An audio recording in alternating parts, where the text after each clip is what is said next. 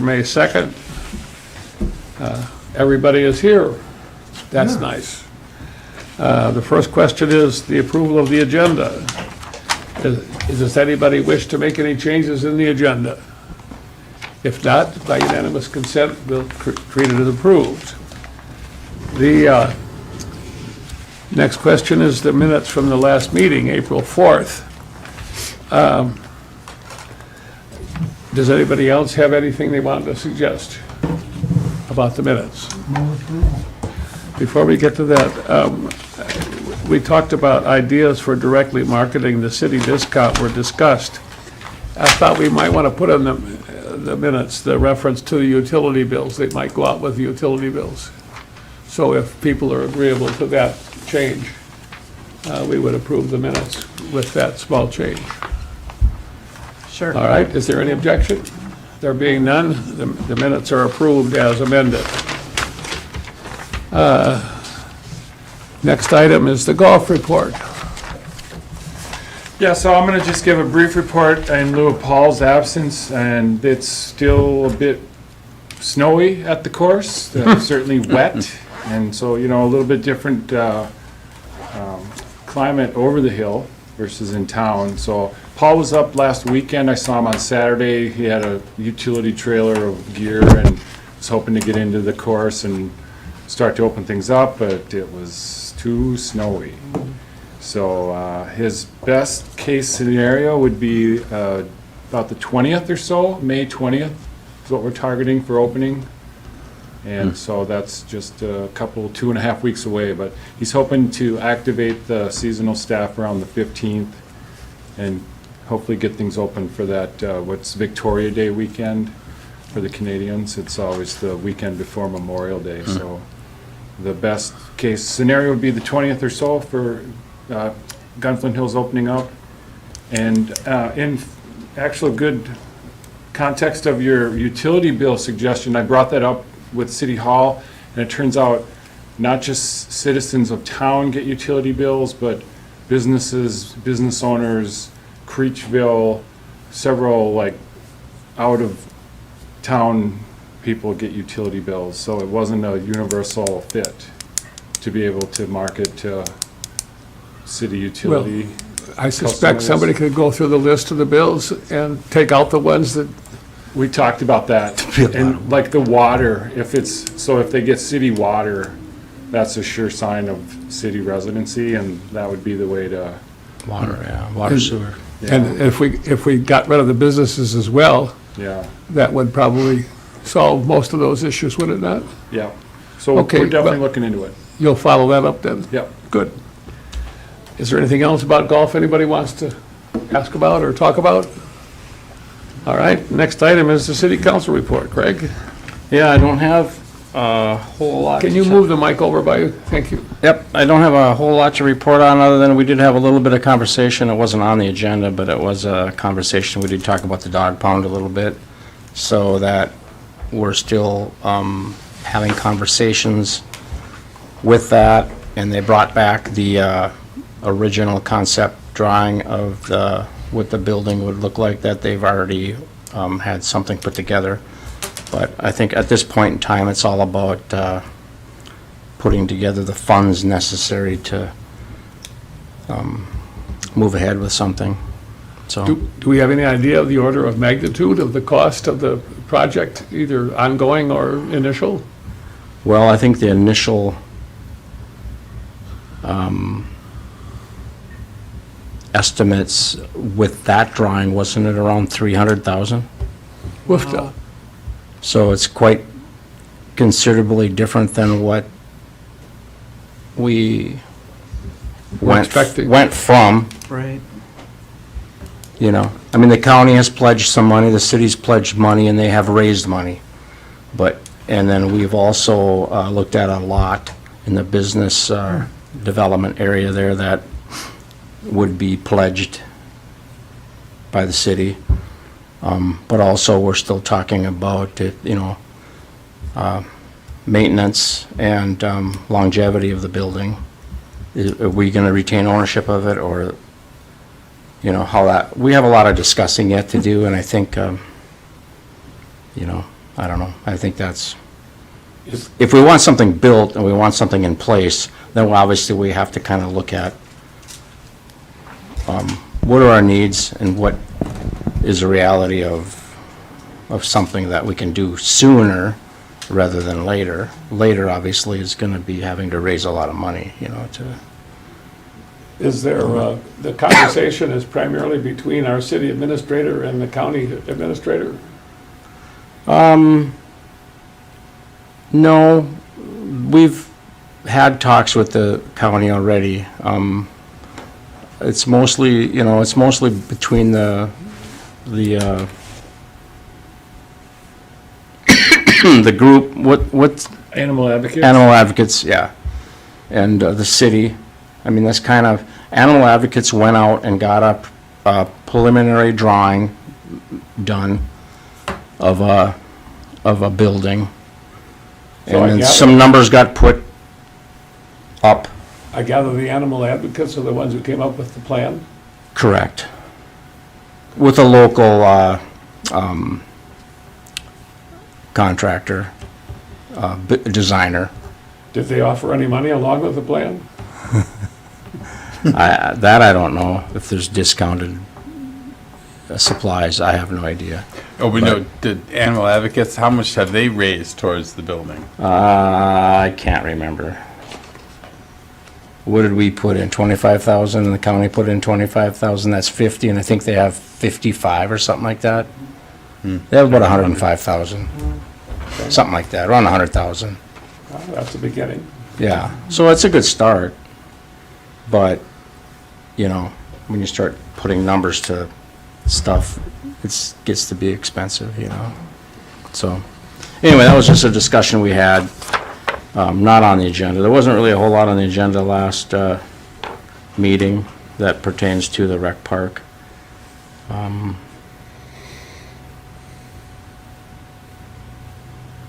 Yeah, I think that's about it. Okay. Anything else about city report before I go on? Okay. Parks report, David? Yeah, thanks, Steve. So, May already, seems like it just was April, but now it's May and May 2nd. And so May 1st had been our advertised full-service waters on, bathhouses open. Of course, we always put out weather dependent on that, and luckily, we're weather dependent. We didn't quite make our opening yesterday Oh, with the water and bathhouse service. Of course, we had some cold temps in April, snow, and just all sorts of things against us there. And I gotta say, in 17 years I've been doing this is the first May 1st that we didn't have the water on. So for all you almanackers, this is a notable April of snow and You didn't have any complaints from the residents, I trust? no complaints. We're very proactive in putting the word out and getting the message to the seasonals. There's just a handful of folks that are really chomping at the bit and have made that May 1st opening. And a few of them actually showed up and put on water off of the frostless spigot at the park office. And so we, took a few guests in, even starting last Friday, seasonals. 2 of them arrived, and then the third one arrived yesterday morning. And then a few overnighters trickled in, and so we've probably got half a dozen guests down there right now. And today, May 2nd, then, we activated staff, we started putting the water on, getting the bathhouses going. Very busy day. The softball girls had their first home game out on the rec park field. That was at 2 o'clock. And so the morning was a big emphasis on getting the field groomed and chalked and garbage cans provided, and then the bathhouse 4, which is out across from the field, being online and available for that game, which we have been able to pull that off. So the good news is now bathhouse 4 is open, water is on in several zones, particularly the seasonals and the high value zones down on the lakeside where the overnighters are likely to stay. And so we're in good shape. And we'll continue this slow, methodical, unwinterizing, turning on water, cleaning bathhouses, provisioning bathhouses, all that takes good time, and we'll take the next few weeks to get those ready. We really don't get busy until Memorial Day weekend, we've got the next few weeks of very light traffic and light demand. And so Victoria Day weekend, the previous, for the Canadians will be a target to have most of our bathhouses open. And, hopefully most of the sites will have water by this Friday. That's a little simpler process. With all this work that has to be done, do you end up having to actually do some part of it, or all of it, or not all of it, but some part of the process of turning water on and things Oh, like that? Absolutely, Steve. Yeah, first, I'm right there. Like, I have 17 years of knowledge and actually like getting outside and getting dirty and turning water on. So, yeah, no, I'm leading the crews in terms of, strategy and. One other question, and that is, I hadn't thought about it, but you talk about each time you put the docks in, that require pilings driven every year. I hadn't thought about that. Yeah, that too is a very industrial, labor-intensive process. We have a big pneumatic pile driver, a Rhino brand pile driver, 4-inch deal. Takes 2 guys to hoist it up on the post, and then it's driven off of the compressor, the big diesel compressor. We don't have to hire outside people. No, Okay. no. Again, we handle that internally, but it's very, very labor-intensive work. So we're definitely at it for this next few weeks, getting the marina sorted. The yacht club dock, the floating dock that's parked on the shore over by the pavilion, will be hopefully launched on Saturday, this Saturday. But now we're looking at the forecast. We see a lot of northeast breeze, and that's going to be subject to weather as well. But yeah, a lot going on in the park right now, behind the scenes. Where does that dock get stored? Well, for the summer, you mean? No, the one that's, It stores on in the land. wintertime, where does it get floated to? Yeah, From? over in the Coast Guard station corner. Okay. And that's a private dock. The yacht club is in charge of putting it in and out, and they pay storage to keep it in the park in the wintertime. And so this is, I guess, a note on that. Over the years, we've never approached the DNR for a permit to work within the water line, right? This has been kind of one of those 30-year-old docks that in and out, in and out, in and out. We've never, sought a permit. I just thought it best to ask, like, do we need one? Especially as the, land, manager, and as the city, I didn't want to be out of line. So a couple months ago, I put out feelers to the regional hydrologist down in Two Harbors and did due diligence and sent him pictures and described the process, and everything checks out because it's temporary grading is all that gets done. To get the dock in and out, there's these dollies on wheels. And so a front end loader actually comes and grades out the beach gravel to be a flat, semi-smooth slope. And then this thing gets rolled in and the dollies come out once it's floating. And because all of it is very temporary and no impacts on the shoreline, the DNR ruled that we don't need a permit. And that was, I think, very good news for the club and for the city. And so we'll be able to operate as usual. Keep a copy of that in the file. Yeah. So, Dave, so while we're on this, and maybe you'll touch on this, but I forgot. I forget about the timber frame that had built with North House. Yeah. We talked about buying it and about roof options, and Yeah. where we stand on that. So we bought it. We bought it, yeah. We need to roof it.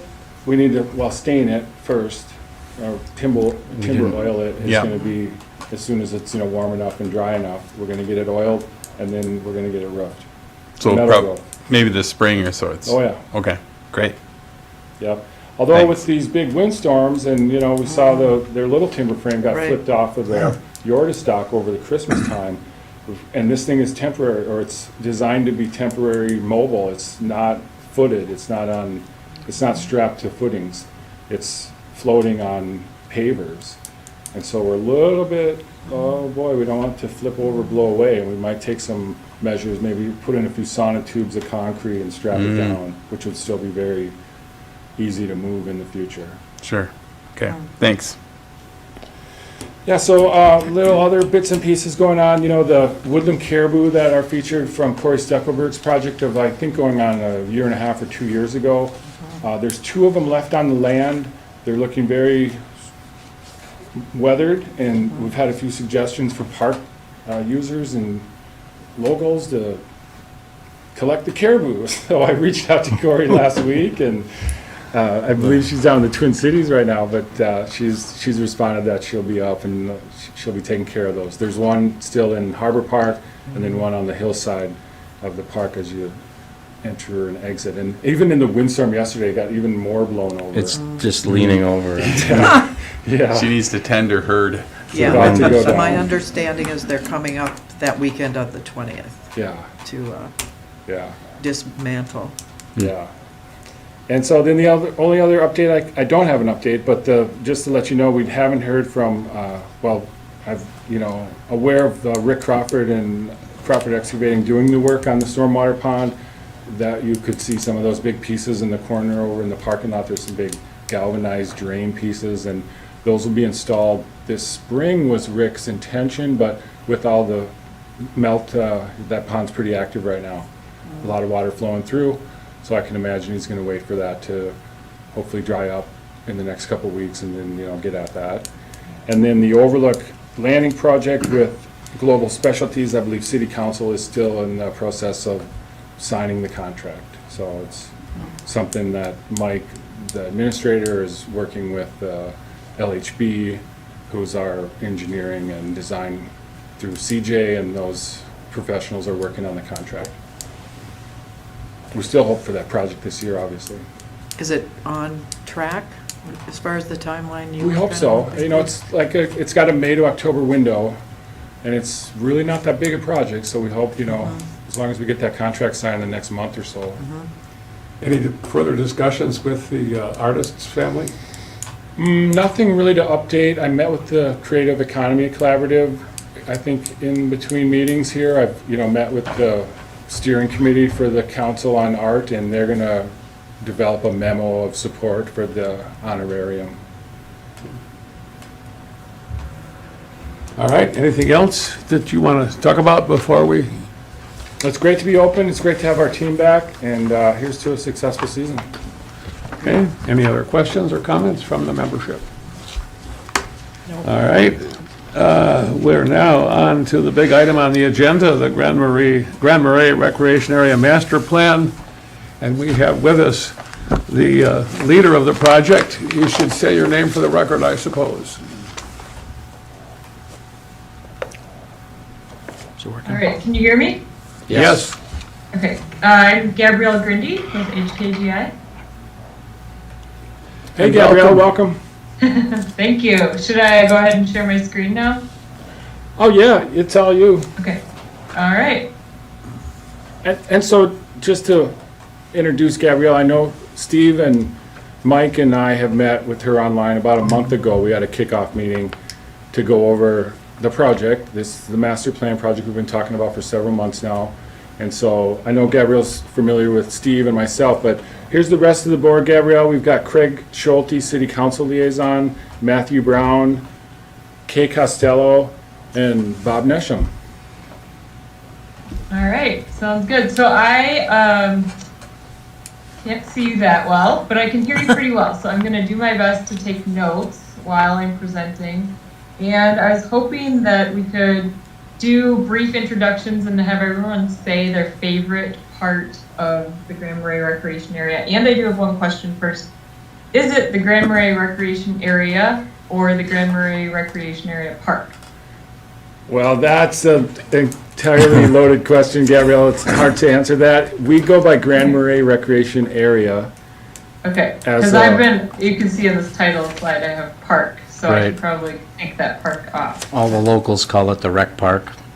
Yeah, So- yeah. You're not gonna get away from the park part of it. Okay, I mean, officially, I don't know what you, Oh, there's so many names for us. AKA. Yeah. Okay, Yeah, rec park is very common, but Okay. officially we're the Grand Marais Recreation Area. That's Yeah. our web address. That's Yeah. our, letterhead. yeah. okay. My favorite place in the rec park is the golf course. But, but second to that, it's the softball diamonds.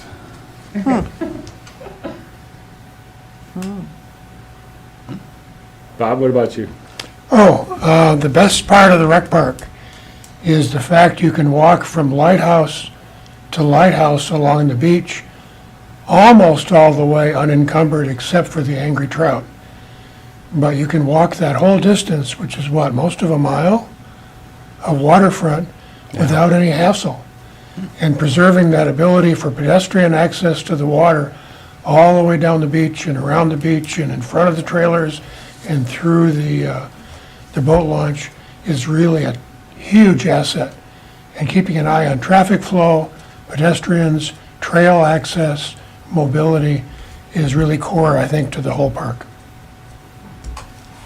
That's a much more artful answer than mine. That's because I can't golf. I would say that my favorite part is the benches that are in the, along the little trail past the sledding hill. And also the bench part, the overlook,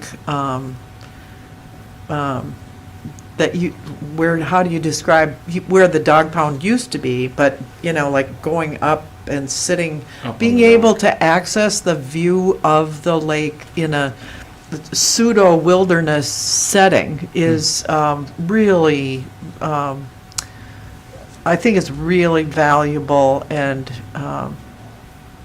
so that's what I'd say. Great. And I'd say, well, I'm not sure what the name of that walk is. It's the Honeymoon Lake Loop Trail and Oh. Sweetheart's Bluff. and Sweetheart's Yeah. Bluff, and I like that trail, but I also like that you go up to the The Overlook the Trail. timber the Overlook Trail and the timber frame, and Yeah. then down there's that little one on the water, and then back down. That's just a beautiful. The view of the harbor from up there is amazing. Yeah. So Sweetheart's Bluff. Yeah, that whole area, Sweetheart's Bluff, Yeah. absolutely. I think my favorite part of the park is being able to share it. I mean, the locals get to share it with, obviously, the many people we have staying there, which is also a good part of the park that I like, is all the different kind of people that come in and stay here, and many of them are return visitors every summer. So you get to know them, and they get to be friends with you. But also just being able to, as a local, going down there and enjoying the park, like the case said, the benches that are there, grab your lunch, come downtown, sit on the bench, look at the bay, look at the harbor. Obviously, the water is the draw for everybody, and the visibility to maintain the water in sight is an important part of it, and just being part of it and being able to enjoy it, even though we're running it as a big business for the city. We can, as locals, can go down there and feel free and not encumbered in any shape, way, or form to walk it and enjoy it. So I think that's an important part of it. For me, anyway, yeah. Dave, what about you? Oh, do I have to answer this too? Yes. Yeah, of course. My favorite part is buoy number 14, where I keep my sailboat. His personal little piece of the park that he gets to Yes. tie up to. Yes, I'm not only what is that expression? I'm not only a client, I work there too. But no, I enjoy the boating, the marina. I'll make no mistake, I'm a yachtsman. I love the access to Lake Superior. Does that mean you have a boat that's attached to the buoy? I do. 30-foot 30-foot sailboat. It's a sailboat? Mhm. I'm The impressed. Falcon. Location for trial? the next park board meeting? That'd be Cornucopia, Wisconsin, Yeah, it's where it's gotta stored. They're still, All right, they're still well, shoveling thank snow you over there. all. Thank you for entertaining me and helping me find out a little bit more. So I haven't been up to Grand Marais for a few years, but I definitely did walk along that path along the beach there and went to the lighthouse last time I was there, and it was very beautiful. I was in Lutzen a few weeks ago with my family and thought, oh, I should drive up to Grand Marais and say hi. So I'm looking forward to coming up there this summer for a meeting. It is definitely mentally refreshing and inspiring to see the big lake and feel the power of it. So jealous that you get to see it every day. All right, so just To reiterate, this was on the agenda, the role of the park board to serve as the advisory committee for this process, and you all are expected to review the materials that are sent, to provide direction, and to assist with spreading the word about public engagement. So there's a lot of public engagement planned for this process, so we're hoping that you can help out with that. And as I go along, please feel free to interrupt me if you have any questions. So the project schedule is anticipated to be about 6 to 7 months long.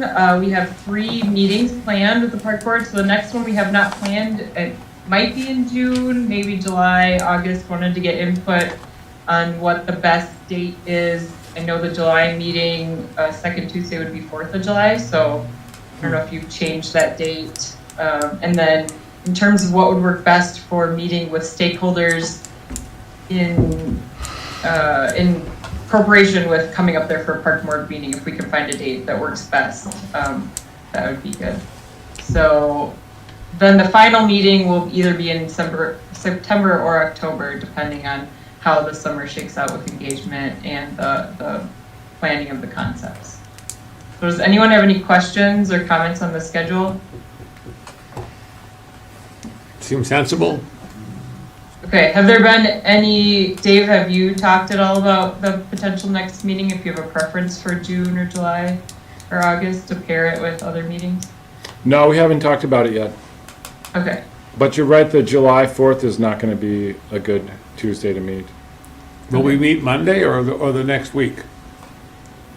We'll have to decide. It's undecided at this point. We don't have any pattern for that that No. we can follow. No. Well, why don't we decide that question now, so we at least know what the date of the meeting is? My guess is that not having it on the holiday weekend is smarter. Yeah, we're really busy that time. We could go the following Tuesday, the 11th. The following Tuesday would be The 11th. the 11th. Okay? Does everybody agree that we will have our July meeting on July 11th? There being no objection, that date is unanimously agreed to. Does that help you a little bit? yes, that does. So if that, maybe Dave, you and I can talk about this after the meeting, but as we look at scheduling stakeholder meetings and potentially engagement events, maybe that would work for coming up there for Sure. that meeting? Sure, sounds good. Okay. All right. Okay, so I sent out in the agenda the initial application, which was written several years ago. It's about 2.5 pages of text narrative, and I'm not going to read through it, but hopefully some of you did. Some of the highlights of this application are that it talked about the significance of the campground, where it lies on the lake and the North Shore, and just the access for lots of different visitors with the highway and the state trail. The marina and the lake access for boating, pedestrians, viewers, overlookers.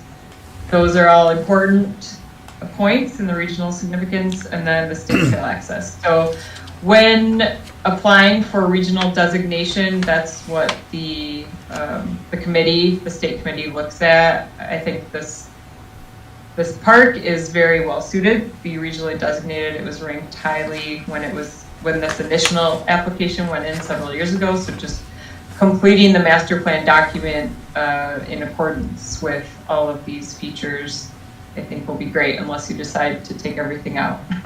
So are there any comments or questions on this initial application and what was already submitted? So I have some notes that I made, but the other members should have the Okay. first crack at this. are we talking about pages 4, 5, and 6 in Yeah. our Yeah. handouts? Yep. Yep. Okay. Yep. Actually, it's, Yeah. isn't it two, it starts with two? Nope. No, Well- no, 4 or 5. 4, 5, 6. No, just the narrative. That It's was He's the- talking about the narrative. Initial app. I had a couple things. One is I didn't see swimming anywhere, and actually swimming has become kind of a thing In the bay. in the yeah. bay and also in the big lake, people accessing it from on the other side. So, Right, Artist Point. That's a good point. well, and even on the Well, on far that side too, yeah. Yeah. And then I just had a couple little edit things, but So should I share It's my that with understanding you? that this has already been, I mean, I wrote this 3 years ago, maybe 4, submitted it, they scored it high, so it's Uh-huh. kind of water under the bridge. Oh, Like, Well, this is, so as the master plan items are imported into the portal, this text should already be in there, because I Yep. assume you entered it into the portal, Dave? yes, Was that- oh, so it's okay. not gonna be changed. So it's already in there, but we Okay. can edit it. Oh. Because it will be a part of the full master plan. It also says Sliver Bay instead of Silver Yeah, I saw Bay. that. I always Yeah, make if you one have, typo. if you have little edits, like little We don't typos care. and stuff like that, please, if you can send a marked up copy to me, then because we'll include this in the master plan document as one Yeah. of the required components. Okay. Yeah. So if you have like typos and word changes, that kind of thing, that you want to mark up and send me, that would be great. If you Okay. have larger comments on, like swimming, I think that's a good comment, or other items that should be changed or added, we can talk about those right now. Yeah, I just didn't know if it needed to be current, because, the reference to Svenanoli's Pizza Yeah, I thought that too. is, I don't think they deliver anymore. Yeah, that might be changed. They're open sometimes. They're open, but they're not delivering. Dave, Yeah. are we regionally significant? We are. oh, sure we And to what level, and what is Well- that, what entitlement is there for state funding? And The application was, so I should back up. We aren't officially designated significant yet because we haven't submitted a master plan that meets Yeah. all the criteria that finishes the judging. So we're in this kind of limbo of the initial application was submitted, I believe in 2019, scored high is how they do this. There's a committee, a commission, they get applications, they read them, they rank them high, medium, low. Ours was high, which is like, you're looking good, please submit a master plan. And it's my recollection, although I could not find this from them, the feedback on the initial read was, you're high because of the marina, because of the Lake Superior access for boaters. In the context of camping, we're not significant because there's 7 state parks on the lake, on the North Shore, that offer camping. I mean, again, we're in downtown Grand Marais, we do camping, that's significant. But Most of the parks don't have tent sites and trailer sites right by the lake, do they? They do, state parks do. The state parks do? Yeah, Okay. and so, I don't know, Gabrielle, if it's possible to like pull those comments from the commission of when they read our app and what they kind of found to be significant. I'm just anecdotally remembering this from That would the be smart. feedback That would be smart. that said, we like Go you. to Joe Chapusky. Yeah, that, Administrator. person, Exactly. See if we can get the comments. yeah, and so this was just like, because it's, 4 years ago, what stuck with me was the marina is what made us significant, because there's no other municipal marina within 50 miles, right? Silver Bay is the only other marina on the North Shore. Well, I take it back, Knife River, Knife River, yeah. Duluth's got them, but again, they're 50 miles, 100 miles Or away. more. Is Silver Bay not a municipal marina? It's like a hybrid partnership. The DNR built it with safe harbor funding. They, It's a Have a harbor. partnership Does it also agreement. have a marina? yeah, Okay. Yeah. and the city manages it. Got it. And what about Taconite Harbor? It's just a safe harbor. It just has mooring balls for refuge. No That- docks. It doesn't, and it doesn't have a marina? No, Okay. Boat launch, has a launch, right? yeah, Yeah.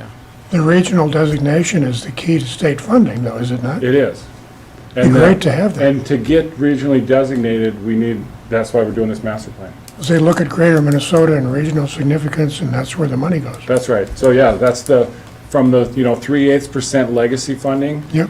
There's a formula where they split that out amongst parks, and the DNR gets a third of it, the 5 county metro parks get a third of it, And then the regionally significant greater Minnesota parks get a third of it. And so we're trying to get into that greater Minnesota regional significant club. Other questions or comments from the members about what you got from Gabrielle? I have a couple of questions. On page 2, which was the summary of the application, where it talked about visions, trends, and public engagement, what's happened since this baby was done, or maybe that's not the reason, but the question of housing availability and our impact upon that on the one hand, and on the other hand, its impact upon us, the question of housing availability, staff, and all those kinds of things. It seems to me that's something that we ought to think about in the context of this master plan. The other thing I didn't see on page 2 that I thought I might find was more reference to greenness or sustainability. We might want to think about that. I assume that will give us a leg up on designation and money to be more green, and a good thing. Let's see if there's anything else.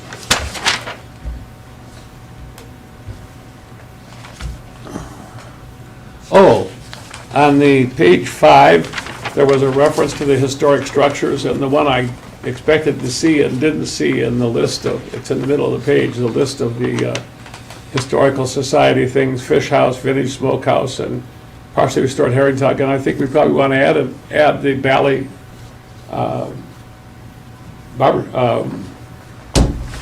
The blacksmith shop. It's not in the park though. Pardon? It's not in the rec park. It's not in the. Well, These are all in the park. It's that idea of like, these are assets in the park. well, except I didn't think the Historical Society building was in the park. Yeah, the vintage, the recreated fish house. It maintains. That's all done. The Historical Society maintains a replica fish house, vintage smoke. It's stuff that they maintain, that's down there. Yeah, I understand. They that. I maintain just this thought too, that but if it's we were not- mentioning the headquarters Yeah. and the other things that they have, we might have the whole list. Yeah. I think I sort of took that narrative towards we're next to it, you know, you can access the history and the culture of the town. But yeah, it's In the park. part of the package. Yeah. Yeah. Okay, and so this is the one that's already gone to the state, so we don't have to worry about amending it I'm finding out we should make it unless up to the date. master plan changes something. Yeah, but it'll get resubmitted and we want it up to date, we want it wordsmith a little, Okay. typos, modern, yeah, we can certainly, Okay, so Read it, yeah. between now and what kind of deadline do you need from us, Gabrielle, in terms of our giving you whatever input we want to give you about this document? I would say in the next few weeks would be Okay. great. So throughout this process, we'll start pulling together the document that has all of these components that you mentioned. So this checklist is from the Greater Minnesota Regional Park and Trail Commission. So they have on their website, you can go to it and you can look at all the required elements of a master plan in order to get regionally designated. So these are all of those elements. You can see I put check marks next to those criteria 1, 2, 3, and 4 because that was already written, but we'll still edit it to be incorporated into the entire master plan. So like Dave was saying, there are 2 steps to the process. There's the first step of the initial application, which he completed, and then the master plan, which is including the initial application. So the master plan is the few elements that were already completed along with all of these other ones. And a lot of it is identifying what will be developed. So like you mentioned, the vision, trends, and public engagement, we could talk about housing in there, community trends, regional trends, economic development, tourism information, they like that. And then also development and implementation. So what are the items that you would spend money on if you should get money from the state? What would you do? How much would it cost?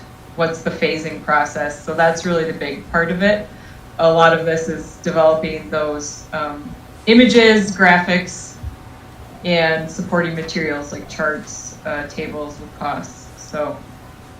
So that, those criteria can be edited, this text can be edited up until the point you submit it. So the city staff will submit, they will press submit on the master plan document at some point at the end of this process. So all of these items can be edited up until that point that it is submitted.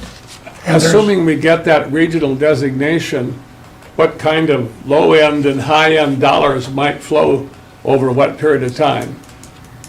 So over the past several years, the commission has received around 10 million. I think last year it might have been 12 million. And the amount that you receive all depends on what you ask for. So some projects have received 2.5 to 3 million. Some projects have received 100,000. It depends on if they get, 5 applications for funding or 30 applications for funding. So they're hoping there is an associated organization, Greater Minnesota Parks and Trails Association. Are you a member of that, Dave? I don't think so.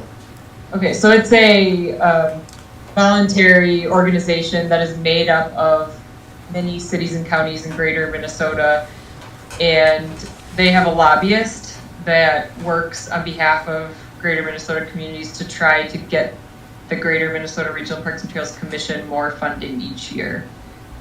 So if you join that, HKGI is a vendor or business member of that organization, so I try to stay up on what they're doing day to day, but they have monthly webinars where their lobbyists will talk about how they're doing in terms of getting more funding. I think they had two seats available for That was Northern, the commission itself. huh? Yeah, so there's the commission and then there's the association. So the Yeah, okay, association okay. is just The the yeah. volunteer nonprofit organization. They hire the lobbyist. And then the commission actually only has 2 staff members. There's Joe and Renee, and they're in charge of managing the commission members. And then they also have the E-team, which is the group of people that scores all of the master plan applications. Who Gabrielle, decides how much money to spend where? The commission does. Okay, and this commission is appointed by, it's a statewide commission, Yep. okay? And it's appointed by the governor or the legislature or some combination? Yeah, that's a good question. I'm not exactly sure, but yeah, appointed. Before we ask for money, we want to know who the players are, I suspect. yeah. I'm just looking to see who your representative is, unless somebody knows already. It was Tim Kennedy for a bit, but I believe he's stepped down. Linda, I think Linda was going to, we thought, Linda, at our sure. Parks and Trail meeting, we talked about this, and there's an opening, and I think she was going to, she applied for it. So what has happened, I don't know. Yeah, Linda Jurek from the Yeah. Visitor Bureau. Right, but It's there was a, like Beth Pierce from Hibbing. no? yeah. Gabrielle, who's District the one. lobbyist for that? The lobbies for the association. Yeah, Um, or maybe you don't have that at hand.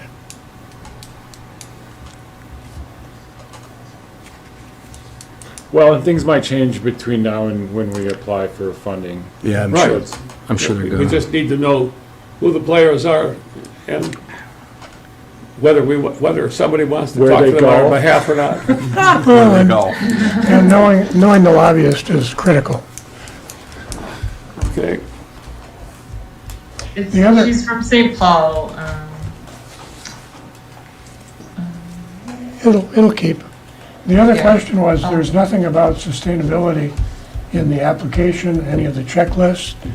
Do you There anticipate? is operational sustainability and then natural resources sustainability under the last bullet, operations and programming. Okay. I suspect we might want to expand the definition of sustainability, things like energy usage and all the good things, the heating planet and all that stuff. Well, And it's what impact we can have on those issues. and road surfaces, we have a lot of impermeable road surface that would be lovely in cobblestone. They also have bricks that will absorb water. Yeah, so a lot of that asphalt, which is sort of the useful but detracting part of the park might be done differently in a future redo. It's not cheap. I didn't say it was cheap. No, I know, It's I really was just saying, it will require things like stake money. But it's beautiful and it's permanent and it's really good. It's hard to maintain. Look at the city of Duluth. They already Yeah. tore it all up. Yeah. You That's wouldn't have my to plow it. objection to that. Nobody goes there in the winter, wouldn't need to be plowed. Oh, yeah, we do. Yeah, you walk there in the winter. Let's get back on track here. So okay, I felt the lobbyist for that organization is Elizabeth Wakefull with Flaherty and Hood. Yeah. So I can give Dave more information about that. after this. Flaherty and Hood, that's our city attorney. That's our attorneys group. Oh, Yeah, we'll connect. Yeah. So here's a Okay. question, Gabrielle, on this checklist. This is sort of why we've hired you, right? Or I should say HKGI, why we've hired your firm. You've done many of these plans. You've been very successful in getting other regionally significant parks funded. And so you're obviously very experienced with this process. Are there several items on this list that are, let's say boilerplate? I'm in particular under the vision, trends, and public engagement. I must say there was a time when I thought, well, we can do this master plan ourselves. We'll just go down this checklist and come up with an item for each of what the criteria requires. But then I came to some of these, like, regional demographic information, and I thought, that'd be a easy one to pull from a consultant, right? And so there's, I think, a lot of this master plan that, I don't want to say boilerplate necessarily, but you can see what I'm getting after, where do you have some of this information from other master plans that you've recently completed? I would say, well, the demographic information is more tied to the North Shore region, so we don't have that. We do have trends information, but we do try to tailor that to the type of park that we're planning for. So we would update trends information. A lot of the trends we talk about is there's a high interest in trails right now. That has been for several years. Ever since COVID and the pandemic, there's much more interest in outdoor recreation and mental health benefits of outdoor recreation. So those kinds of trends we do have boilerplate stats and resources for, but we would add a little bit more related to the marina, the campground, and specific. You have access to the regional demographic information and maps and charts and graphics. We talked to some extent about maps and charts that Dave was going to provide to you. Yeah, we would pull some of that from the county data, some existing data, and just summarize it into more succinct If it's information that useful. can be put into the portal. The economic development and tourism, again, we have some of that we've done for other plans, but we would also tailor that more to the North Shore. I do have one question about the usage of the park. Dave, Yes. can you give us some idea of how many of the units have kids, vehicles versus tents? And how many total kids we have at any one time or all summer long as opposed to adults? Not in a scientific fact, no, just anecdotally. Well, let's start today with an anecdote, but maybe we want to gather some data on that as part of our Yeah. planning. Yeah, I mean, we can, between Sam, Samantha, the office manager, we deal with the guests every day. We see the trends there. We see families, young families, tenters. Yeah, we could speculate there. Yeah, and our plan, I presume, is going to be affected by what we're doing now for families as opposed to families without children, and what we want to try to accomplish in that relationship in the future. Right. So if you read my application, you kind of see my stress of this full spectrum of sites. The idea that because we have 300 sites, we sort of have something for everyone. We have the very high-end lakeside, $60 a night. If you're there to the view and you don't mind spending, those are very popular sites. But then we have the rustic tent sites in the hill that are reasonably priced and appealing to the more of the wilderness set. And so Right. that's, I think, part of our regional charm is it was just not a cookie cutter RV park similar to, let's say, Two Harbors. you know, where it's just all RVs and it's all right off the road, and to me, we have so many different settings and almost neighborhoods. My Especially when follow-on we get into question the about seasonal that versus has to do overnights. with, we took a good tour of the park with you last year, and I learned a lot.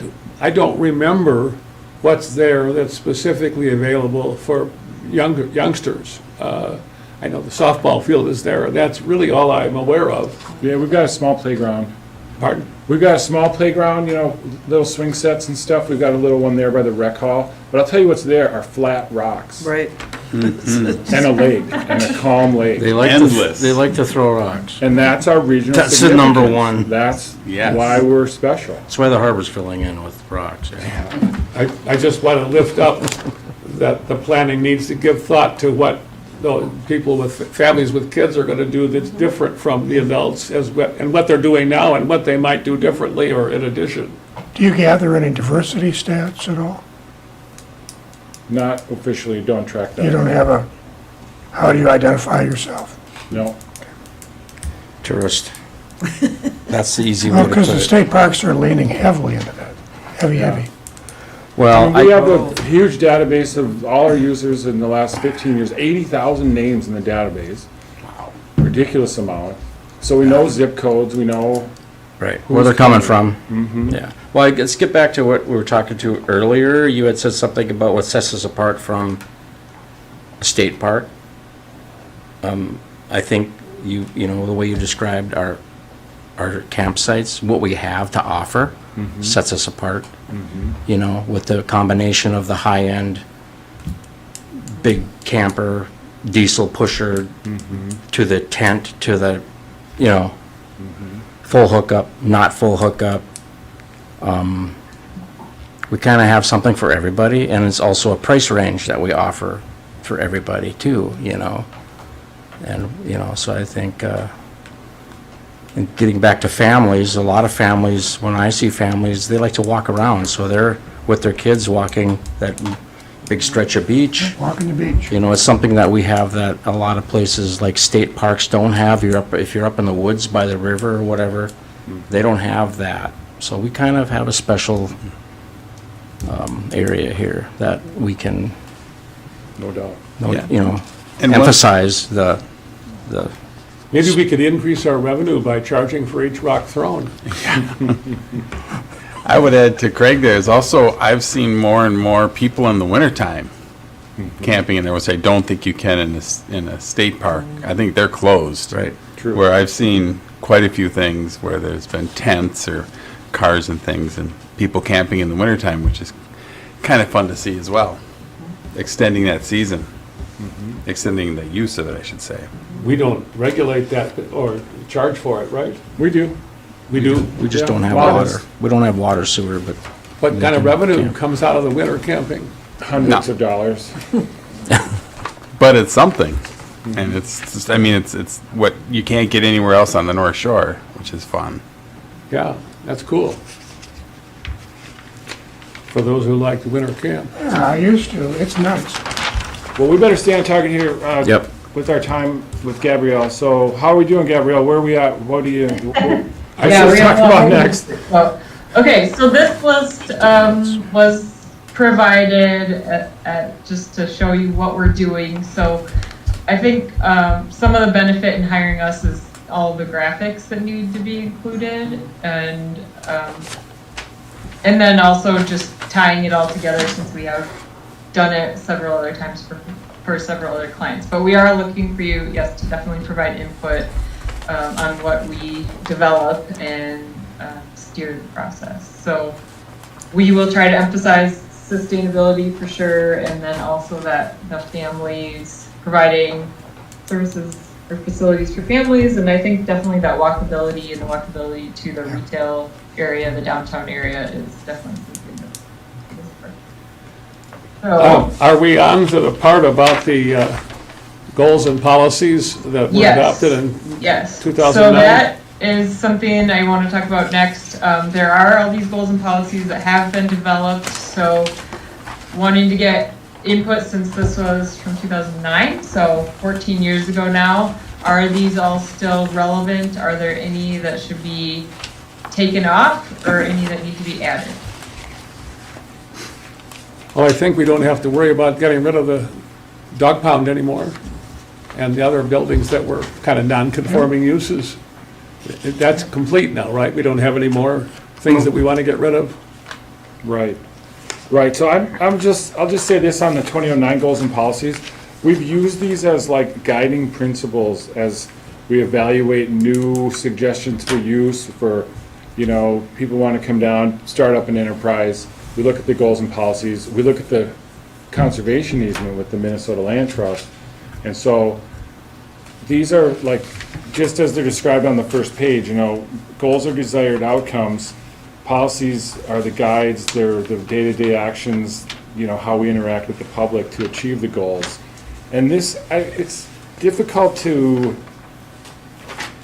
I'm not sure where we're gonna use, or what we're gonna do. I don't wanna throw these out. I don't wanna start a new process for evaluating and up and down on these, and should we keep this one and not, I feel like this is kind of an evergreen document that's best left in history as a, what it is. And it was the best we came up with in 2009. It's still good today when we look at, how we operate. And so I don't know that we necessarily want to scrutinize these too closely. And yeah, there's some, we took the pool out, we took, If I understand it, Dave, don't we have to submit goals and policies with this new master plan? not really. No, I don't no, see that, Just do a you? vision statement. Yeah, Oh. yeah. So, no, we don't. Okay, Need so to it's not submit these. necessarily part of this process. No, but we need to affirm them or reaffirm them as, useful. Maybe the easy way to deal with this, all those goals and policies, is to ask the members to communicate with you about anything, question that they have about it, also in the next 2 weeks, so that we can know whether there's anything to be done about it. And we should probably have each other's email addresses so we can, We can't do much of that because of open meeting laws. all we can do is send, all we're doing is send the information. No, you can't do email discussions or, I wasn't planning on a discussion. I was just planning on sending the other members of the board the things that I send to Gabrielle. I guess she could do No. it. No, She has you the, can't do that. Yeah. I don't, That's why I blind cover everybody on agendas and everything. There's,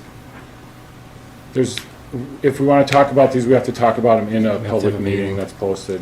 And my suggestion is to just let them alone and move forward. Well, one thing that I will mention as a way that I will look at these and the way we talked about them at our kickoff meeting, Dave, is as we're writing a vision statement for the park, these will inform that. So, for example, it should appeal to a wide range of users, it should generate revenue for the city. Those kind of broader goals should be incorporated into the vision statement to say what the park is. So, like you said, if there are any that are not relevant, or if there are any that cause any concern with anyone as you look at them today, then we should discuss that as to how it applies to the master plan. I think my first reading of the list was that the policies, or rather the goals, are generally not controversial and not particularly detailed. That where we might need to do some editing would be in the policies. But in So Dave, as the way you use these today, would you like them to be edited as a part of this process? Or like you said, would you like them to maintain as is as a piece of historical? Your call, Dave. I prefer to leave them alone. And I don't think we can leave them alone, Dave. I think that there's at least 3 things in there that have been done, and we don't have to, and they're backward looking, and we need to get rid of them. So that's why I thought the whole list ought to be reviewed briefly by somebody. You, her, me, I don't care. But it's already, it's a dated document, in my mind, my opinion. And if it's helpful to them, and it's not something that has to be submitted as current, I don't see the need to change it. I don't want to have a document that is out of date. I think we should have policies that are that reflect today's policies, not what we did in 2009. Will there be some other place to emphasize trail connections than goal 4 under policies? My agenda item there would be, there's nothing about bicycle trails, and there's no need to have a groomed ski trail loop, things like that.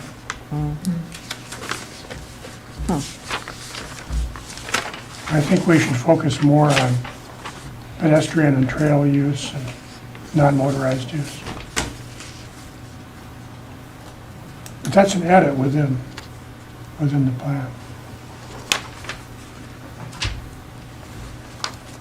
I would think, as I think about it, that in some ways, the current version of this, we would adopt after the master plan is adopted, rather than amending it now. That might make some sense. I would agree. Like, I feel like we can't really mess with these until we hear from the public. Or these were based on our planning process of public engagement and, you know, they were shaped by the public. Our use of the park is entirely pedestrian and trail-based.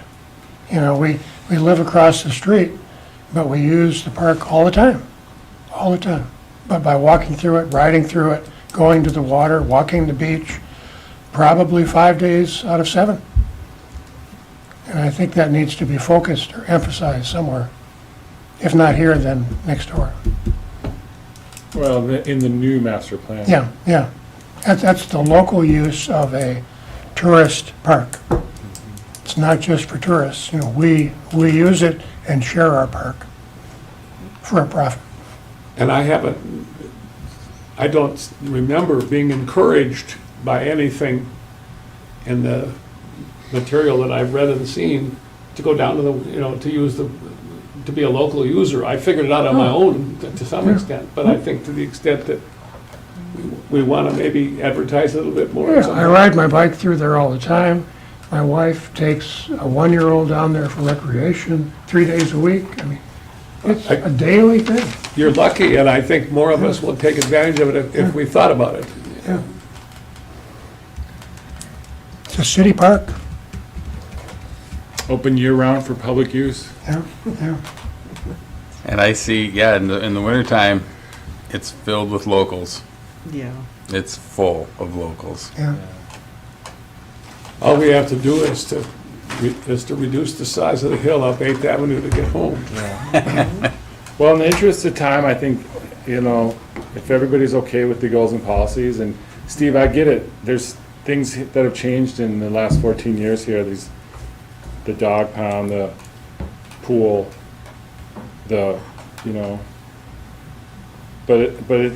I'm really reluctant to start to make some edits on these, because it's like, this is what we came up with 14 years ago, and they're still pretty good. We just move forward with the new master plan. But If as you're Gabrielle worried says, about getting a base whole lot of the- new policies, that's not my goal. I would only change policies if the master plan we adopt calls for that. But I did want to have policies, if people consult them, that reflect today's issues and not something that's been solved. But there'll be room to pitch that later, right? Gabrielle, here's what I think that I'll do with my own concern. I'll put together a chart with these things and put in what I know about it and send it to Dave Yeah. and see what comments he has, and we'll end up sending you and the other members of the commission at some point, of the board rather, our final handiwork. I think that. Okay, that sounds good. Yeah, so if we're not gonna include these in the master plan, then maybe that'll just be a recommendation at the outset of the plan to reconfirm those goals and policies again based on the community engagement that occurs. So along with those goals and policies, this plan graphic was developed in 2009. Can we stop for just one more second, Gabriel, and that is, Yep. I think we'll want to review what the final version of the master plan is for any impact it may have on our policies and goals. Exactly. That'd be an end of the process deal. Yeah.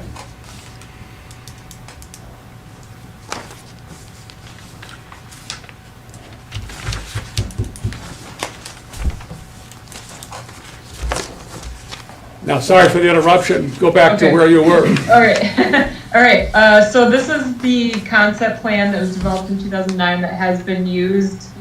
It hasn't all been developed the way it was planned, so I made a few notes on here. There's the ball field in this spot where there were recommendation for new campsites. There's the new boat launch that the DNR helped implement here. I just noted that these are where the seasonal campers are located, and then that new community connection has been built since this plan. And then there's ongoing project with the county soil and water conservation district in this location. So those are just things that I noted from the kickoff meeting as far as looking at how this plan can be changed. We're going to be developing a new plan graphic, but we will refer to this one from how it was developed. So any comments or questions on this previous plan? The road from Marina Facilities to North House is very different than depicted here. There's a new impervious surface that runs south of the campground office up to North House. The bike trail along the north side has been rerouted by the DOT. The future motorized trail corridor out to the west, I don't think was ever developed, and probably does not need to be because that doesn't go anywhere. Just things like that, Yeah, three things just off the front. okay. I don't think there's an Yeah. event pavilion down where the boat launch is. Stuff like that. Right. The Yeah, one, so I'll go through some other maps that we have created using updated data. And then if there's anything in this plan that we want to make sure is continued onto future plans, we can definitely incorporate it, but we will be relying on a lot of that stakeholder and community engagement as well. So is there anything in here that anybody's really passionate about making sure stays, like these new campsites that were never built, or I don't is want the to go sliding up hill, the does ball that field exist? until there's no other choice. The community connection will have a formal plan in process rather than a star. Okay. Yeah, the only again, thing- I'll just jump in here, because this was the result of, a year-long public engagement process. We heard stakeholder involvement, we heard citizens' comments. This concept map was I would say, is what our master plan ended up being. Yes, we have goals and policies to support this type of vision, but this map is really all we took away from that initial planning in 2009. But it involved a lot of meetings, a lot of engagement, a lot of public stakeholders, and differing opinions at times of event pavilions and campsites on the east side and ball fields versus campsites. And so we've got to go down that road again, is what I'm saying. We can't make any changes to this map tonight. We have to recognize it for what it was and is, and use it as the basis for moving forward on a new map. For a new one. right? That we're gonna have to discuss the ball field again. We're gonna have to discuss the campsite configurations and site count numbers. That was a very hot topic, I remember this. No net loss of sites was very loud and clear from the business community, but others in the community felt, less is more. And so that's where the stakeholder engagement, the public in process is important to tell us what you think we should do with this land. We probably have a map that shows what we've done lately, what the highway department did, what the community connection is going to be, Yep. all those things. Yeah, And that yes. probably needs to be superimposed on this so that we can see the differences and so that she can, even more importantly. She just had that up. That was kind of the idea of this, what she's got on the screen now of the new boat launch is done. We can make sure that's on the new map because it's already done. The community connection soon to be complete. That'll be fleshed out in more detail on the new map. But the ball field's a big if. The park office kind of rebuild of a grand central office with turnaround parking and all that, it hasn't been done. In fact, we didn't do that. We we refit our existing old house and put in insulation and furnaces and better windows and purposely said, hey, this is what we planned to do, but let's just fix what we got.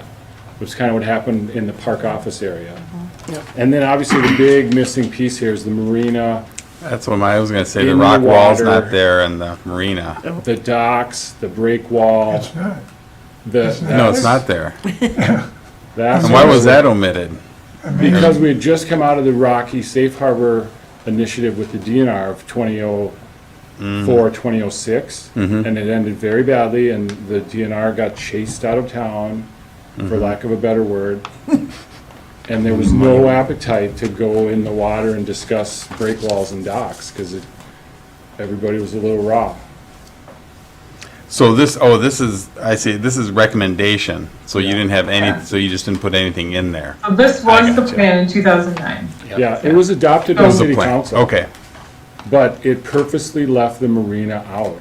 And again, I'll get back to this idea of regional significance, and what I heard from Joe and the committee was, your marina makes you significant, and you need a master plan around that. You need capital improvement planning around that. And so the bigger piece of this map that's missing is the marina infrastructure and docks and break walls and roads and, there's a placeholder on shore, this marina, what do they call it, facilities. And of course, that sits right where the Niji and the Yeah, fish house. That's and what the- I was like, what? It's a Yeah, road. yeah, and they just shifted the Niji down to the middle of the beach where it'd be pounded by waves a couple weeks ago, it'd be out in Houghton right now. And so, we got a lot of work to do on this map with the community. When did the break wall Gotcha. go in? When did the marina break wall go in? 58? But the idea was 1958. to get rid of it. No, it was just to deal with it later. But it just doesn't Not exist put it on the on here, map. so no one could. Right. you mean It was- the big rock wall does not exist? The rock wall that keeps the angry trout from washing away. It's not on here. It's It's not on It here. was Right. purposely left off because it was too contagious, too contentious. That's a big, heavy chunk of reality that just isn't on the map. And that's why we're endeavoring on this process over the next 6 months is to ask the community to get back into the marina. And we hope we can be peaceful about it because we've successfully developed the Parkside Public Access Project, right? The public access was a marina, mini marina, let's say. It didn't do docks, but it did a break wall with a sidewalk. And that was community engagement, that was stakeholder engagement, that was, I felt, successful and scaled accordingly. And was this idea of baby stepping back into the northwest corner, into the municipal marina with docks and fuel and service and effectively fixing that up. Because we know from experience, from user experience, it's a sketchy marina. It's a dead-end channel, It's a hard place to. it's shallow. Yeah. And then environmentally and ecologically, it's a dead-end channel. There's no flow, there's algae, there's stagnant water. There's a win-win here in the marina redevelopment for both boater users and environmental, ecological improvements. So, and also discussing, services, fuel and pump outs and things like that is a huge portion of this as well.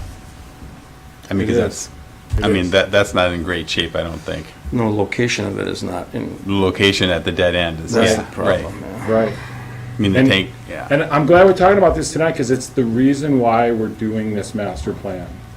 Because it's a millions of dollars of improvements. If we're to truly improve the marina, it's moving rocks, it's just like the Parkside project was $3 million. Municipal marina improvement could easily be 10. That leads me to one other question. Do they ever do funding over more than 1 year, or do they always fund the project, the whole project in a given year?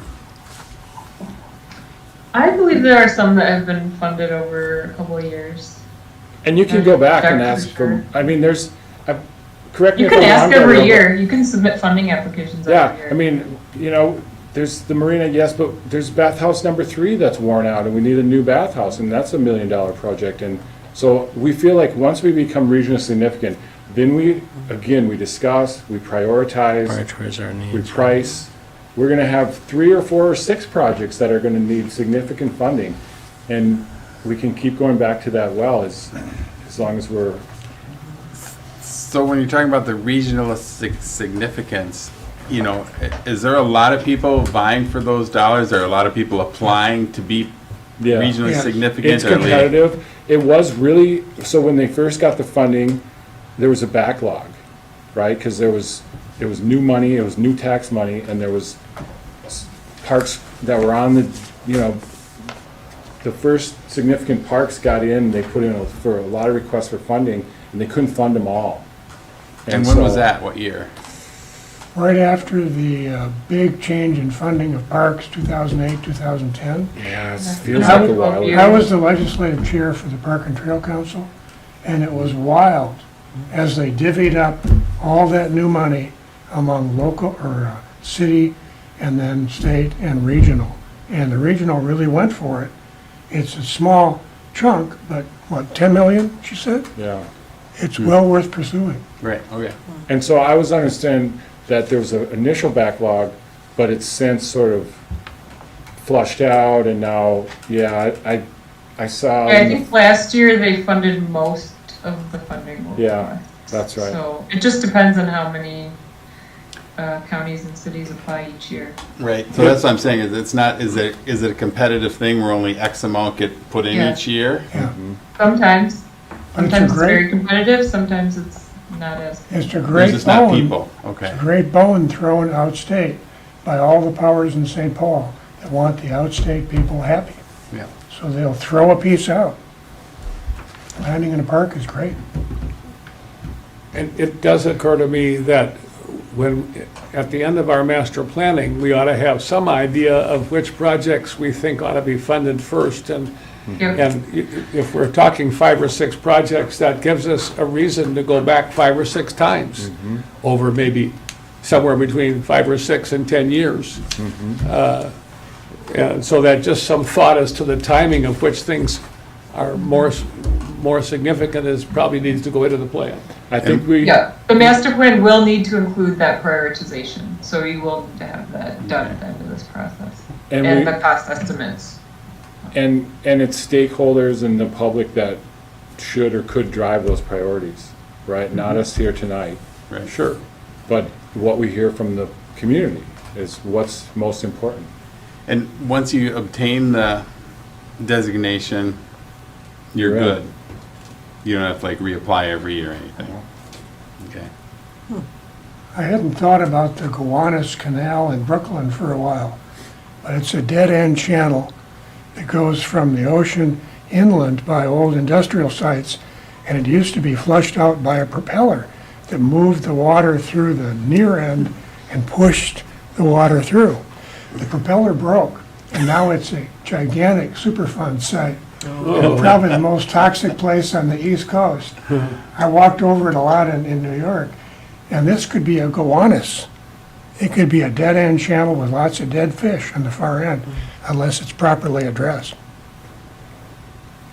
The one thing that's happened in terms of the community that's changed since 2009 is extraordinarily heightened awareness of the impact of global warming. And there are 3 or 4 organizations around here who spend a lot of time and energy on that subject, and I suspect you'll hear from them during the consultation process. It's a good point. So Dave, can I ask what, in terms of timing, do we need to get through this pretty quickly? I'm good. Okay, Tonight you're talking about? yeah, Oh, no, we're good. If Okay. the board is good. okay. All right, so I'm gonna move to the public engagement plan, because that's a big discussion item. The 3 pages of the public engagement plan are included in the packet, so there's the purpose and goals of engagement, the project advisory group, which is listed as the park board, the audiences, which is the list of stakeholders that Dave sent. So I included what my guess was in terms of level of engagement. I included most of those groups as consult level, so that's using the IAP to that Institute of International Association of Public Engagement. And there's 5 levels, essentially: inform, consult, involve, collaborate, empower. So I listed most as consult, with the exception of the conservation, Minnesota Land Trust conservation easement as involved. So you can correct these if you think any of these should be different. Then in terms of online engagement, I listed the online survey and interactive mapping, which we can get going on following this meeting, putting together an online survey and promoting that. In-person engagement, we have in our contract that we'll come up for a couple stakeholder meetings and then provide materials for promotion and outreach. And so I'm looking for input in terms of how, if there are any changes to this, and how best to use our time in terms of who to meet with and how to structure those meetings. Gabrielle, when you use SurveyMonkey, would you make sure that there's at least one box for narrative input toward the end, and not Yep. just 10 questions that leave you hanging?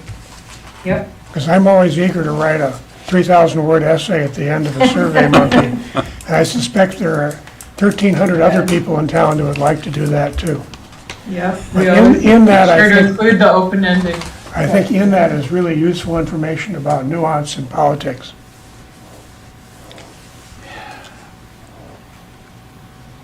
I would say too, These there's, next slides are just the details. I would say there's a segment of the population that doesn't participate in online surveying. They're more comfortable with either written feedback through, if we can make these surveys available in paper form, we can feature them at the public library, at the YMCA, at the community center, at the city hall. I mean, there's At many. your desk and time, yeah. Yeah, at the park office, just so that we account for folks that don't necessarily do online. There are a Definitely. few, or more than a few, when it comes to my clientele. Yeah. Other thoughts are, this idea of stakeholder meetings is very, very useful. We called them listening sessions back in 2009. Okay. And those were very, very useful. We had, not all the groups all at once. We were able to, break it out, but those are gonna be very important. And we could, if there is value to doing any of those virtually, we could do more, if we can structure like 3 or 4 all back to back when we come up there, we could do more than 2. But I think we just put 2, thinking about time, and not sure how many of those groups can be combined, if those all need to be individual meetings, or if some of these groups could be combined to have 4 to 5 representatives at each meeting. Yeah, I think that's right, Gabrielle. There's some smallness to some of these groups that, they're only gonna have 1 or 3 representatives, and so we could take a room of, 20 total, and maybe that's 5 different groups. I mean, we'll kind of have to go down the list of groups and scale them and schedule them. But I would, if you're in town, for meeting number 1, and that's a 6 or 8 hour day, we could likely get through, 10 or 12 groups would be a goal. Okay. It would be very important to do the listening before the event. Recently, North House tried to build on the water, and during the recovery phase, they did what they called listening sessions, which were really backpedaling sessions. I think the word listening session has been muddied a bit, so if there were a better word for that, Good point. feedback sessions or anticipatory, or what do you think sessions? Tell us what you think. Input, yeah. Input sessions, but the word feedback session has a slightly apologetic tinge to it this year, which I think is unfortunate, but the way it is. Engagement is very good. I like that word. Engagement's good. Engagement, yeah. Because they weren't listening, they were pushing, Yeah, it was too late. Too late. Too little, too late. Yeah, like people want to give their input, so. I'm aware of at least two groups in the area that are involved in climate change questions. One is Interfaith Power and Light, I think, and the other is a group at the Congregational Church called Rooted and Rising. I think there are others, but I don't have a handy list. C-CLEP, Say again. C-CLEP, C-CLIP, C-CLEP, how do you spell that, or is that a, Cook County Cook Local County Energy Local Energy Project. Project. that's it, I just It's got- found, It's got deep roots, been there a long time. Yeah, we missed them on our initial list, so we can go back and touch up our initial list to get with those groups and package it into one. The Dark Sky Group would have an interest. sure. Other You're catching comments? all those as they go by, Gabriel? Yep, I wrote those down. So, yeah, Dave and I will talk after this about how we structure those and how we can get those scheduled. And then if there are any that I cannot be a part of, we'll provide a list of questions for whoever can run the meeting to ask certain questions and then provide us with the notes. But I'll try to structure as much as possible to be there for the meetings that I'm able to, so. You're going to be writing to people before the meetings? As well, as far as we're setting them up, I'll work with Dave on how we reach out to these groups, but we'll provide them with a little bit of information about the project before the meeting. Where does the Survey Monkey thing come in? Well, you can get that going as soon as possible. So part of the next discussion was to talk about these questions that I developed as an initial list, and then we can add more. We can put together a draft survey. I can send that out to Dave to review. He can maybe ask you at your June meeting if you have comments on that, if you want to wait till then to get it out, or we could get it going if it looks good sooner than that, get it out. So we usually keep surveys open for 2 to 4 weeks, but there are other processes where we kept them open for a few months, just trying to push the word out as much as possible. So it would be nice to get that survey out ahead of the stakeholder meeting so we can send a little bit of information to the stakeholders saying we're inviting you to a meeting to talk about this project. We have a survey open to the public right now that you can take ahead of time. And we want to talk about how you see the park today and how you would use it in the future. So that's generally the gist of what we would say, but these are the questions, some of the questions that could be asked in the survey. Do we have those? We don't have those. That's Yeah. They were Yeah. included It's on item in a 6. bullet point in the agenda under Item 6. discuss, number 6, discuss issues, opportunities, and trends. There's the bullet point list. As we're Oh, looking there, at page the, 3. Oh, there we go. Page Gotcha. 3 back there. Got it. Okay. as we're looking at the list of audiences, my guess is that it will be to our benefit to have letters of support at some point, or Yep. encouragement or enthusiasm from places like the Fish and Wildlife Service and the Corps of Engineers and the Forest Service and the Park Service and the DNR. Yep. I'm sure the other things will matter too, but I think those institutional things have some greater weight, I suspect. So I would suggest that we might move them from consult to involve, or, I don't know, about, do we collaborate with, that's something I think Dave should choose the order of each of these groups unless he hears from us on one of them or something. It's a good point.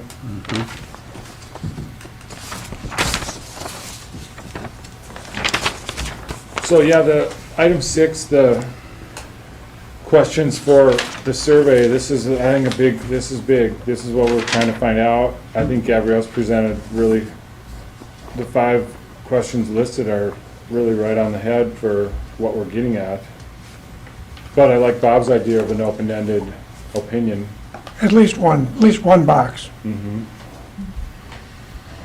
if there are, sometimes we do these questions as multiple choice so that we can summarize the input a little Easier. more succinctly. Yeah. Yeah, so for example, what are current issues with the way the park is used today? We could identify too many campers, too busy, not enough pedestrian access and then put other. So for all of these, we could list a few and then put other. So I could work with Dave to identify what those multiple choice options are. Under number 6, I have a question you might want to ask, and that is maybe a two-part question. How does the rec park contribute to the environment, and how might it contribute better?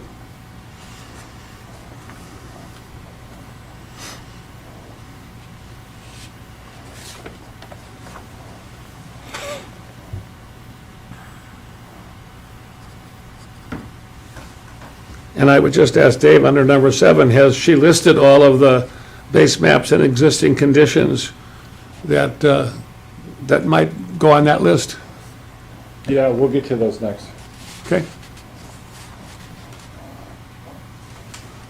Are there any other thoughts on these questions? If you guys come up with additional questions in the next week, feel free to email them in. Okay. I'm inclined, without any clear reasons that I can rationalize or state, but to think that we might want to have another video gathering with Gabriel in June and then have the summer meeting on the July 13th thing. That's time enough to have gotten some significant feedback, I think, unless people want to go to August. Well, that was my question when we're looking at setting out meetings, you know. We're looking at meeting number 2 for us in June, July, or August, and how do we build those with the stakeholders meeting June, July, and August? Do we need to have that before a stakeholders meeting or after, in between the 2 meetings, or how do we set those particular meetings up? And now that you asked the question, my sense is we would want to have our second meeting after the stakeholder meetings, and we have the public Gotcha. input. okay, Because the next meeting for us is to wrap it up.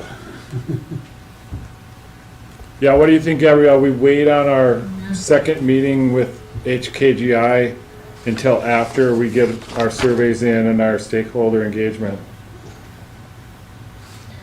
Yeah, we could do whenever it works out to schedule those stakeholder meetings, if it's June or July, we could just schedule those. And if it works out to meet with you all as part of those stakeholder meetings, even if it's having you be a part of those meetings, that would be good. And then have our second official meeting, maybe the August meeting, to review all of that input. We could do that. You guys were going to do a site visit as well. How does that dovetail with the rest of all this? Yeah, the site visit would be part of that trip with the stakeholder meetings, yes. So whenever those meetings can get scheduled, whether it's June or July, we would do the site visit then too. June Sooner the better. seems like right around the corner. I mean, Not mid-June. get the survey Check your out. backyard. It'll look Have to fine. get the survey out, and what, you want to give that 4 weeks? Is that, I Yeah, would recommend at least 4 weeks. and then how long does it take to, like, analyze the data and kick that back? Yeah, we could do that depending on the date we close it. It'd probably take about a week for us to read through it all, depending on how much input, if there's going to be a few Right. thousand Get Bob responses or a Nash few on hundred there. responses. Take a week to read my essay. Yeah. Depending on how many long open-ended comments. Yeah. You know, I have not been the same since learning that 150 tons of rock are omitted from the map. I mean, I think that's a big deal. it is. It's a lot of rock, and you can't deny it, and I know where it is. So what's the deal? Where's the rock? You weren't Well, here it's for on the those next You weren't meetings. here for that. We look at, You weren't here, were you? it's No, on these No, maps. that's your answer. but I was here for the fish house and the listening sessions, and that was education sufficient That's nothing as compared to to what can happen. Yeah. Right. Yeah. I was sort of here for the Boundary Waters back in '78. You can So I know- multiply I know it what times can 10 happen. or Sure for that 20, too, and that what was went not on with the fun. marina. That was not fun. To the extent we want to encourage public knowledge and input, July is a better time for that second meeting than June, I would certainly think. And it occurs to me that if we wanted to do this after all the public input had been analyzed, then we'd go to August, but that presses us against the finishing project, so Yeah, it's up to you in terms of the end of the project date. You know, this was something we proposed, but we're flexible. I don't know when, because the application for master plans is on an ongoing basis right now. They don't have deadline for inputting the master plan. So it's up to you in terms of what date you want it done. We can move faster or slower based on your needs. But if there are any existing events that would be good to reach out to people to try to get input, we like to ask about those at the beginning of the process to say, you know, is there an event or a time when there will be lots of people around? The wooden that we boat can show. Reach out to. First week in August. Yep, first week in August. it occurs to me that if you come up in connection with your site visit and some of the public input things in June or July, that we could have some conversation with you at that point, but we would have the formal meeting, whether it's Yeah. by Zoom or in person, is your choice in either July or August. Yeah, and you know, we had one site visit with 2 people in our scope, but I could just split that into 2 visits with 1 person, and I could come up twice, so if that works better for the process. But I think the biggest thing will be trying to set those stakeholder meetings and reaching out to those groups. So are we thrown I in can- as sacrificial animals in these meetings then? Say again? Are we thrown in as sacrificial animals in these meetings? I mean, should we show up and- I think that's up to us. I think she's going to take the lead in those meetings, or her people.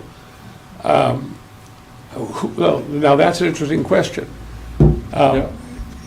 There's going to be more than one meeting, right? Yep. And are they all going to happen at the same weekend or something? Or is No, but she it- going to appear by Zoom? Are you going to, do we need to be there? That's an interesting question. I think you do. I would say yes, you should be there. We would call them special meetings of the park board. Yeah. They'd, be work sessions, and they would be, good question on that, Gabrielle, would you be in person, or could you participate via Zoom on stakeholder meetings? Yeah, either way, depending on how we can get them scheduled. So like I said, if we can get them all in like 2 days, then I could get them all in person. But if they're spread out like over several weeks, all at different times, then I wouldn't be able to be in person for all of them. Okay. We could do more meetings with you at present by Zoom, I assume. Mm-hmm. Okay. Yeah, we ought to show So it up. just and- depends on your preference. Yeah. I prefer in-person meetings, but our scope just won't I think we allow probably for want to that. use some care, Dave, in terms of which groups we schedule when she's around. Yeah, The ones that we think either have better ideas or are more significant politically or whatever, ought to be the ones where she's here. yeah. So Dave, are you setting these meetings up with her? The two of you setting the meetings up? That's what I'm feeling. Okay, and so Yeah. we're thinking that after the monkey goes out, we wait 4 weeks, but we could plan on having, you could plan that ahead of time. So it could be possibly late June.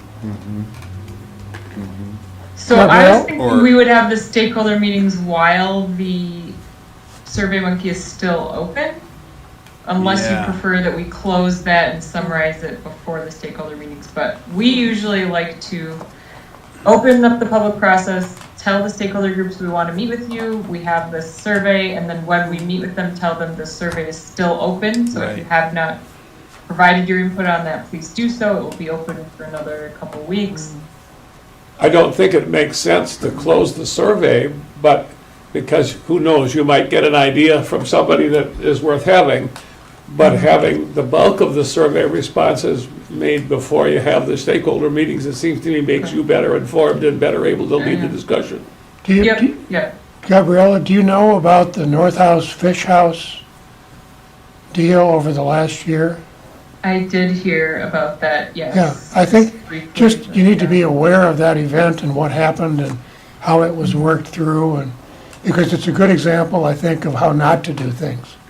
Okay. And I'm sure, Right. I'm sure Dave watched the whole thing, but I went to some of the post meetings, and they should have been pre-meetings, and it was very instructive in how not to do Yeah. it. The other question about the public input is, how much of what we're thinking about but haven't decided do we share before the public or at those sessions? For example, we know we got 6 projects that we might do that cost a lot of money. How are people going to express their priorities unless they know they exist? That sort of question needs to be answered as part of that Well, that's process. something that we can say when we ask what are opportunities for improvement. Maybe there's a new question, or when we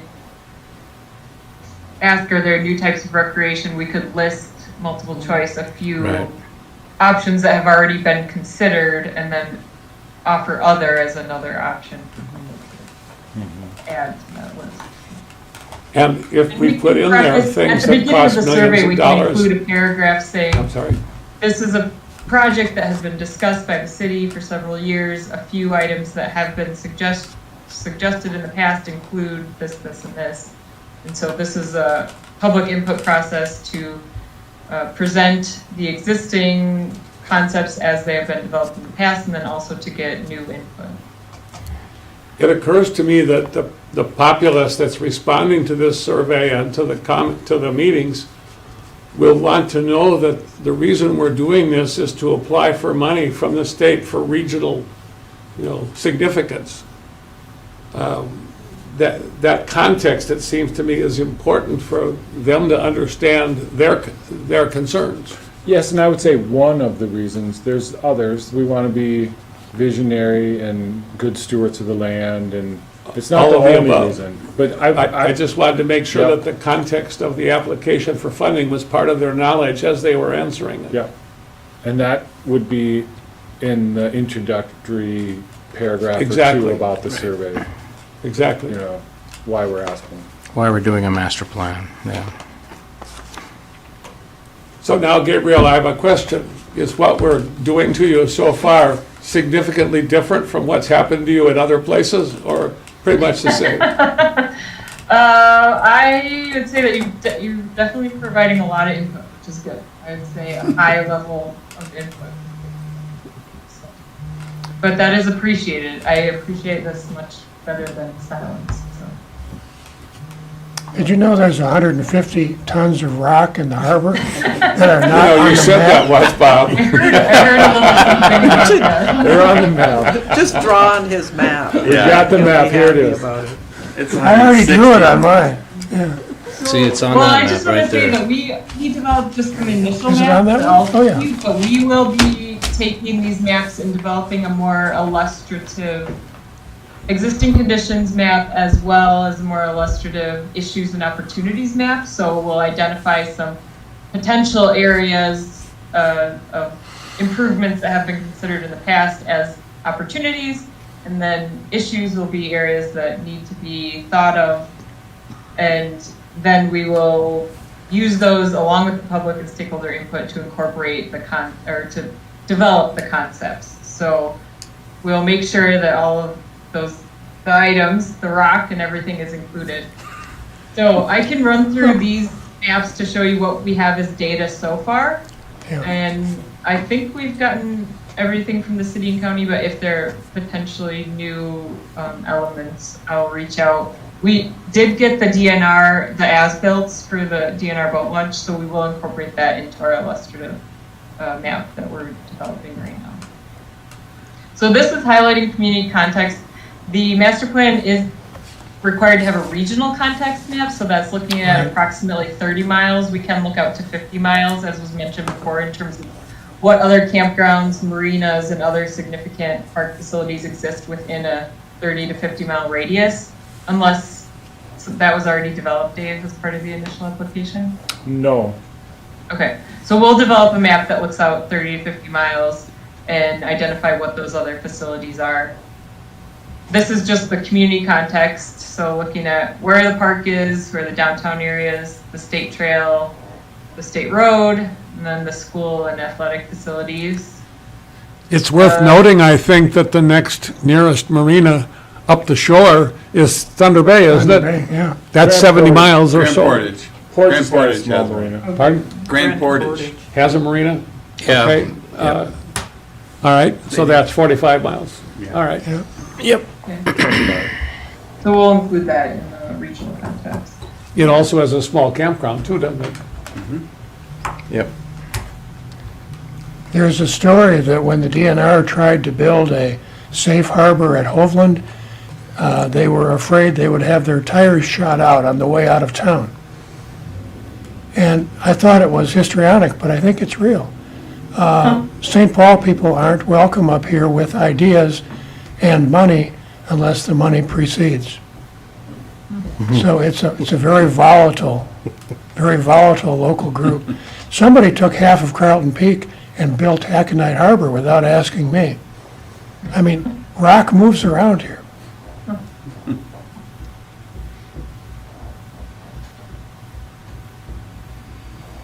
All right, so one question I have is, we have this as the boundary, but based on that 2009 map, the boundary went to here. Can you see my mouse?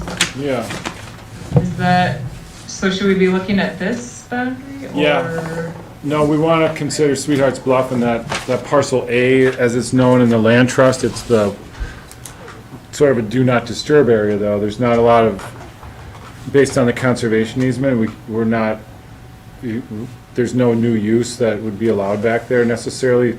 Trails were developed that's with. this area? Yeah, Okay, yeah, so when we put in the Lake Loop Trail, we consulted the land trust, it met the conservation values, so we were allowed Okay. to construct back there, but I don't know if you got a copy of that easement yet, Gabrielle, I'll have to get you that. No. It's got some pretty Okay. specific maps and language around maps on like sections A, B, C, et cetera. And so Okay. that'll be important to incorporate into this plan. Gabrielle, when we get all done with this, do you suppose you could send Dave and the rest of us a copy of the decisions that have been made and the information that you've taken in? I don't think any of us took notes about it, but you did, Yeah. and that would be really Yeah. helpful if you could give us a record of what we've accomplished today. yeah, I'll send my meeting notes to Dave after this meeting. Thank you.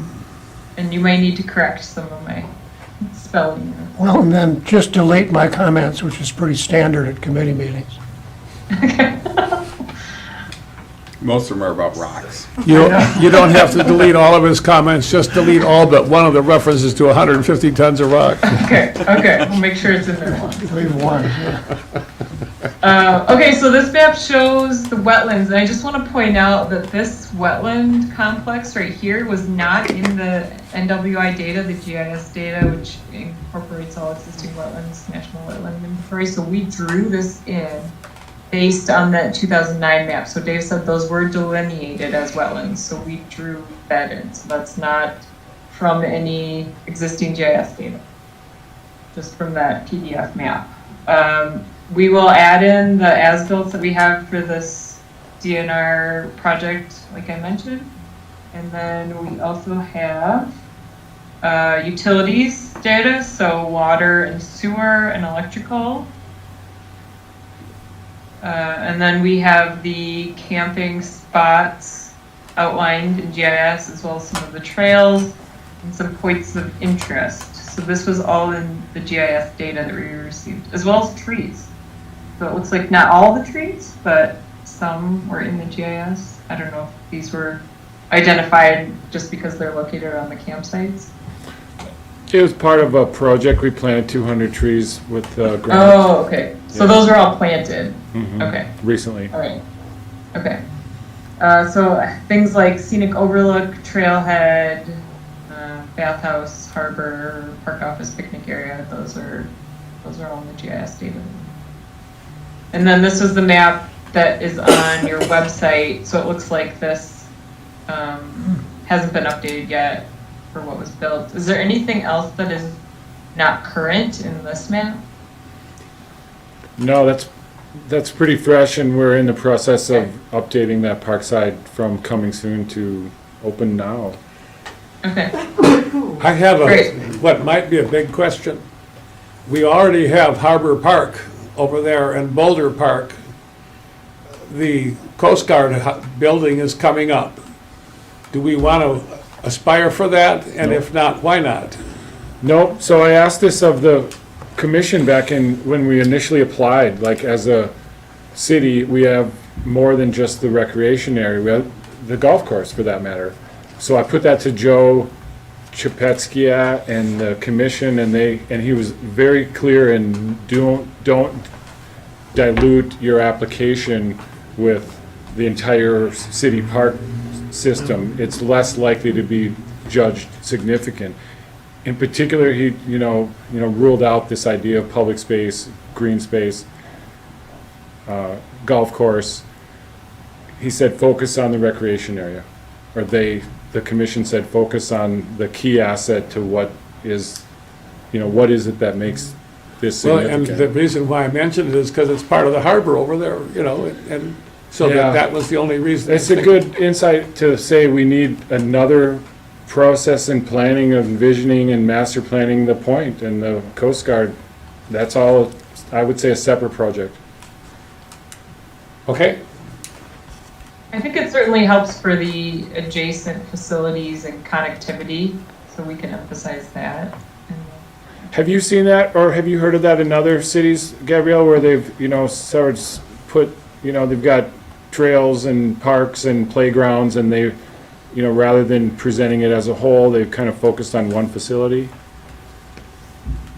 Yes, there was one county, I can't remember, that reached out to us about, they wanted to do a Greater Minnesota application for their whole park system, and we talked them down from doing that, because we said, you can't really do that. It's Yeah. just one park or one trail. Thanks.